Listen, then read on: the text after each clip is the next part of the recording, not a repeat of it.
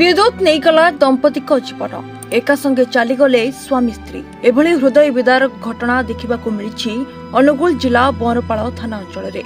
तेबे जहाँ सूचना रही रथ नायक दुकान घर को सफा करने समय सर्ट सर्किट जोग विद्युत आघातर शिकार होते स्वामी विलंब होगा देखि स्त्री दुकान को आसी यार शिकार होते। स्थानीय लोक मैंने उभय को जिला मुख्य चिकित्सालय को नहीं जाइथिले मध्य डाक्तर मृत्यु घोषणा करथिले। आमर दुकान ओपनिंग होता से आज ग्रिल कबाड़ लगा होता ग्रिल कबाड़ लगा करेन्ट आम घर आसलानी बोली मामू शशुर जे घर करेन्ट जो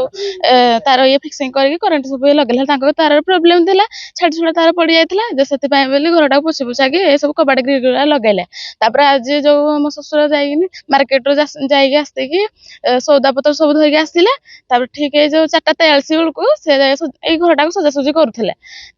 मो शाशु बासन माजिक आसिले मु जस्ट खाई बारी पटक जाइए मुझे माँ जो बापा कौन आनिकी सौदा पत्र लगा लगी कर तमें जाकि देखिक आस ना मुझे तार मुझे गला बेलू से कहला कि ना तू जानी तू घर को जा भारी मुझे देखिक आसबि से ठीक जाकि देखिक आसला बेलू मो शशुर से कौन होती कि से जो कबाट साइड रे करेन्ट लगी से केत खसी पड़ जाती ये जो ठीक जाइए कबाट धरिकी भर जावाई कहले कबाटे करेन्ट लगिकी से तले खसी पड़ जाती ना से क्या डाकी पारे ना कौन तार ठीक मुझे रेसुण धरिकी आसिली बाहर छड़ाई पिंडारे बसी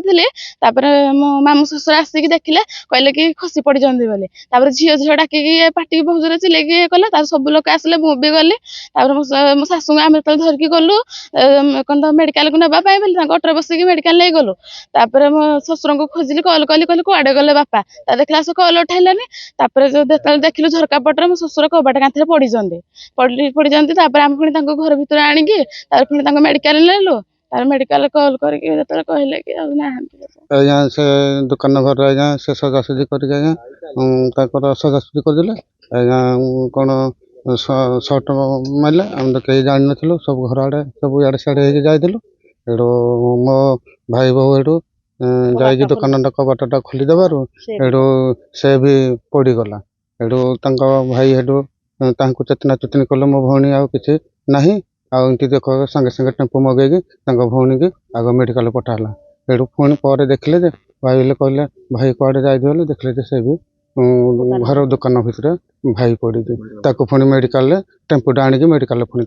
पठेलु भाई आम एणु फोन करदे जो आमर भाई मैंने जाइए फोन कले दु जन जाक ना दुखद घटना पर स्थानीय अंचल में गभीर शोकर छाया खेल जाइछि। Anugul Sudhakar Sahu report reporters today.